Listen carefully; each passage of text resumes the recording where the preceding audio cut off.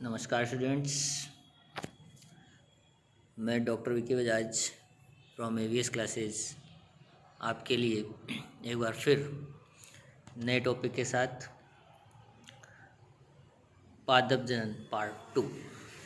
इसमें अपन लघु बीजाणु जनन और गुरु बीजाणु जनन यानी माइक्रोस्पोरोजेनेसिस एंड मेगास्पोरोजेनेसिस पढ़ेंगे। पराग मात्र कोशिका से लघु बीजाणु बनने की प्रक्रिया लघु बीजाणु जनन कहलाती है। अगर हम बहुत इजी शब्दों में कहें कि पराग कोश में जो विशेष प्रकार की बीजाणुजन कोशिकाएं होती हैं उन्हें अपन पराग मात्र कोशिका कहते हैं। उनमें अर्धसूत्री विभाजन से जो कोशिकाएं बनती हैं उन्हें हम क्या कहते हैं, लघु बीजाणु। और ये प्रक्रिया क्या कहलाती है, लघु बीजाणु जनन। पुष्प के बनने के समय जब पुंकेसर बन रहा होता है, क्या बनता है, पुंकेसर, तो इसकी लघु बीजाणुधानी में बीजाणुजन उत्तक पाए जाते हैं। क्या नाम है, बीजाणुजन उत्तक।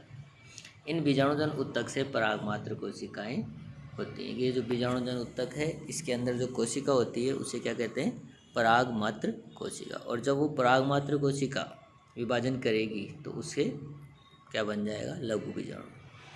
परागमात्र कोशिकाओं में अर्धसूत्री विभाजन से 4 अगुणित लघु बीजाणु बनते हैं जो एक साथ एक ही भित्ति में व्यवस्थित होते हैं। इसे क्या कहेंगे, लघु बीजाणु चतुष्क। हमें पता है अर्धसूत्री विभाजन होगा तो क्या बनेगा, 4 कोशिकाएं। और चारों कोशिकाएं कैसी होंगी, अगुणित। हम इसे किससे डिनोट करते हैं, किससे प्रेजेंट करते हैं, एन से। तो जो 4 कोशिकाएं बनेंगी जो एक जगह रहेंगी तो उसे क्या कह देंगे, लघु बीजाणु चतुष्क, टेट्राड। और जो चतुष्की 4 कोशिकाएं हैं उनकी भित्ति एक कार्बोहाइड्रेट से जुड़ी रहती है जिसका नाम क्या है, कैलोज। लघु बीजाणु चतुष्क की प्रत्येक कोशिका में समसूत्री विभाजन होता है जिससे 2 कोशिका युक्त परागकण का निर्माण होता है। कि जो लघु बीजाणु होता है उसमें कौन सा विभाजन होगा, समसूत्री। और उसकी कोशिका में समसूत्री विभाजन होने से 2 कोशिकाएं बनेंगी। एक बड़ी कोशिका होगी जिसे कायिक कोशिका कहेंगे और छोटी कोशिका को जनन कोशिका कहेंगे। जो कायिक और जनन कोशिकाएं बनेंगी इससे क्या, किसका निर्माण होगा, परागकण का। हम देख सकते हैं सबसे पहले हमारे पास क्या है, सबसे पहले क्या है हमारे पास, ये क्या है, माइक्रोस्पोरोसाइट, ठीक है ना। या फिर हम कह सकते हैं लघु बीजाणु मात्र कोशिका। क्या कह सकते हैं, लघु बीजाणु मात्र कोशिका। ये हो गई हमारी लघु बीजाणु मात्र कोशिका, ठीक है। इस लघु बीजाणु मात्र कोशिका में क्या होता है, ये क्या है, अर्धसूत्री विभाजन फर्स्ट, और 2 केंद्रक बन जाते हैं।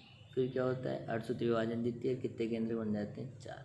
और इससे क्या बन जाता है हमारा, टेट्राड या चतुष्क। ठीक है, क्लियरली समझ में आ गया।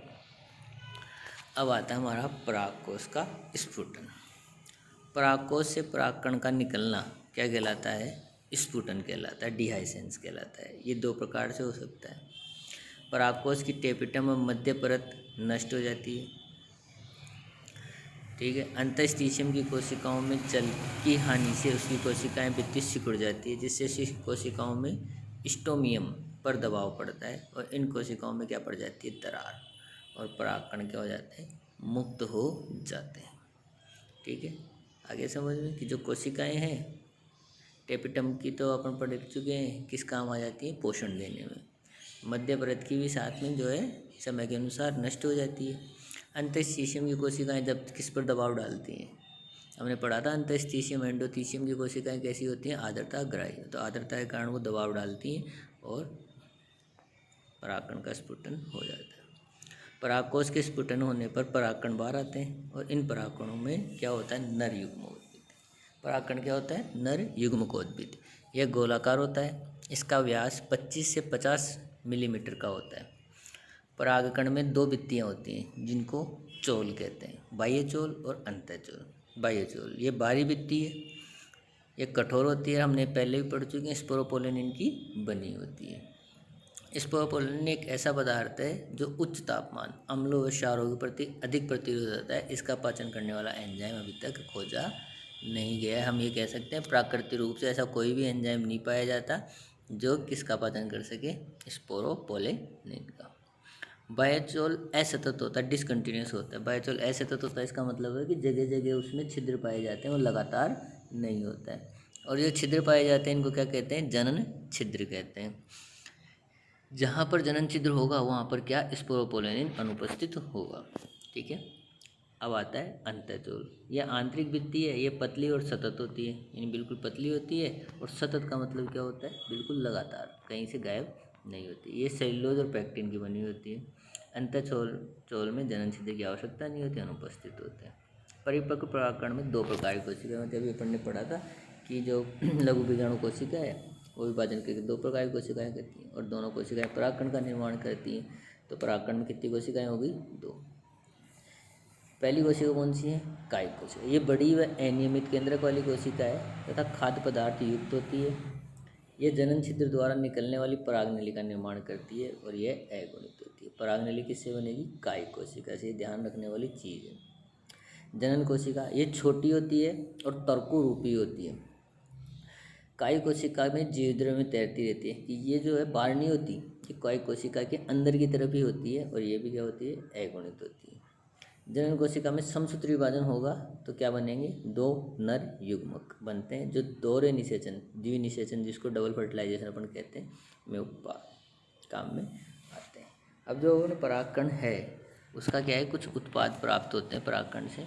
तो परागकण पोषक पदार्थों युक्त होते हैं। इनका उपयोग कार्य क्षमता वर्धक दवाइयाँ बनाने में किया जाता है, जिन्हें क्या, पराग उत्पाद कहते हैं। घोड़ों व एथलीट की क्षमता बढ़ाने के लिए पराग उत्पादों का प्रयोग किया जाता है। ये नीट में पूछा हुआ क्वेश्चन है कि पराग उत्पादों का उपयोग घोड़े या एथलीट क्या करते हैं, कार्य क्षमता, अपनी कैपेसिटी बनाने में। पराग कण में उपस्थित असंतृप्त वसा अम्ल यूवी का मतलब होता है पराबैंगनी किरणों से सुरक्षा करते हैं, अतः इनका प्रयोग त्वचा क्रीम बनाने में भी किया जाता है। अब ये आ गए अपने परागकण की संरचना।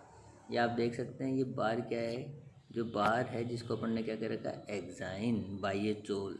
ठीक है। ये क्या है, एंटाइन अंतःचोल। ये तो हो गया बार वाला जो स्पोरोपोलिन युक्त है। इसमें देखो जनन छिद्र है, ये रहा, ये क्या है, जनन छिद्र है, ये रहा जनन छिद्र। ठीक है। इसके अंदर ये बड़ी वाली कोशिका जो है, ये कोशिका कौन सी है, कायिक कोशिका। कौन सी है, कायिक कोशिका। और ये छोटी वाली कोशिका कौन सी है, जनन कोशिका। तो ये तो है जनन कोशिका, ये है कायिक कोशिका, और ये इसका कोशिका द्रव है। ठीक है। आगे क्लियरली समझ में। अब आता है गुरु बीजाणु जनन। गुरु बीजाणु जनन या मेगास्पोरोजेनेसिस। गुरु बीजाणु मात्र कोशिका से गुरु बीजाणु निर्माण की प्रक्रिया को गुरु बीजाणु जनन कहते हैं। सेम प्रक्रिया है, वो की वो परिभाषा वहाँ क्या था, लघु बीजाणु था। यहाँ क्या आ गया, गुरु। गुरु का मतलब हमेशा मादा और लघु का मतलब हमेशा नर। पुष्प के बनते समय अंडाशय में पाए जाने वाले बीजांड में केवल एक ही द्विगुणित कोशिका होती है, जिसे गुरु बीजाणु मात्र कोशिका कहते हैं।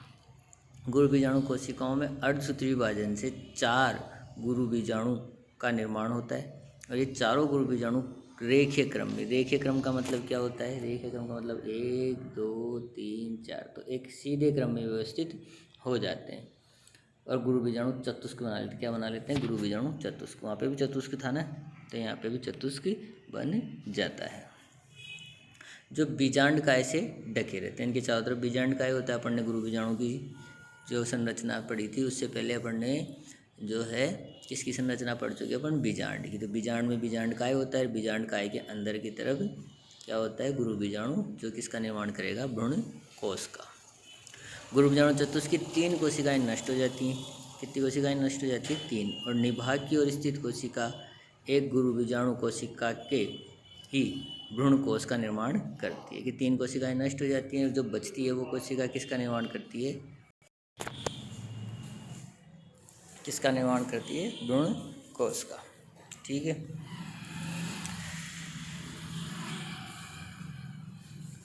जिसे एक बीजाणु विकास कहते हैं। एक बीजाणु से बनी है, इसलिए इसे क्या कहते हैं, एक बीजाणु विकास। गुण बीजाणु की एक कोशिका में वृद्धि तथा विभाजन होता है, जिससे 2, 4 व 8 केंद्र, कुल 8 केंद्रों का निर्माण जो है इससे हो जाता है।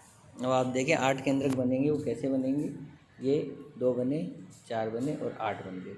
ये जो 8 केंद्रक हैं, 4 ऊपर की तरफ और 4 नीचे की तरफ उपस्थित हैं, ठीक है। इन 4 में से 3 तो ऊपर रह जाएंगे, 3 नीचे रह जाएंगे, 2 जो हैं वो बीच में आ जाएंगे। ये तो आ गए 2 बीच में, 3 रह गए ऊपर और 3 रह गए नीचे। अब देखो इन 3 में से जो एक जो बीच वाली है, ऊपर वाले 3 में से एक जो बीच वाली है, इसको क्या कहेंगे, अंड कोशिका। क्या कहेंगे, अंड कोशिका। और इन्हें क्या कहेंगे, सहायक कोशिकाएं। 2 तो सहायक कोशिका और 1 अंड कोशिका। बीच के अंदर जो 2 हैं ये क्या कहलाती हैं, केंद्रीय कोशिका। क्या कहलाती हैं, केंद्रीय कोशिका। इसके केंद्रों को क्या कहते हैं, पोलर न्यूक्लियाई या ध्रुवीय केंद्र। नीचे जो 3 कोशिकाएं बचती हैं, ये 3 कोशिकाएं क्या कहलाती है, एंटीपोडल सेल या प्रतिध्रुवी कोशिकाएं या प्रतिमुखी कोशिकाएं, ठीक है। अब आता है 8 केंद्रों में से 3 केंद्रक बीजांड द्वार की ओर चले जाते हैं तथा 2 सहायक कोशिकाओं व 1 अंड कोशिका निर्माण कर लेते हैं। अपन ने डायग्राम में देख लिया है। दोनों सहायक कोशिकाओं व 1 अंड कोशिका मिलाकर किसका निर्माण करते हैं, अंड समुच्चय या अंड उपकरण या एग apparatus का निर्माण करते हैं। 3 केंद्रक निवाहक की ओर जाकर प्रतिव्यसांत या प्रतिध्रुवी या एंटीपोडल कोशिका का निर्माण करते हैं। अब कितने बच गए, 3 ऊपर चले गए, 3 नीचे चले गए, बच गए 2। तो शेष दो केंद्रक ध्रुवीय केंद्रक कहलाते हैं, जो मध्य में ही रहते हैं। ये ध्रुवीय केंद्रक संयुक्त होकर द्विगुणित द्वितीय केंद्रक सेकेंडरी न्यूक्लियस या फिर केंद्रीय कोशिका का निर्माण कर लेते हैं, जो संलीन केंद्रक या डिफिनेटिव न्यूक्लियस भी कहलाते हैं। इस प्रकार भ्रूणकोश में कितने, 8 केंद्रक और 7 कोशिकाएं रहती हैं। ये अपने भ्रूणकोश की संरचना है, आराम से इसका डायग्राम बना लेना सब। भ्रूणकोश, ये पादप मादा युग्मकोद्भिद है, वो नर युग्मकोद्भिद था परागकण, और ये पादप मादा युग्मकोद्भिद है। जिस प्रकार परागकण नर युग्मकोद्भिद होता है, सभी पादपों में एक बीजांड में केवल भ्रूणकोश होता है। एक भ्रूणकोश में 8 केंद्रक 7 कोशिकाएं होती हैं, जो अपन ने आराम से यहाँ देखो नाम दे, अंड कोशिका, सहायक कोशिका, प्रतिव्यसांत कोशिका और केंद्रीय कोशिका।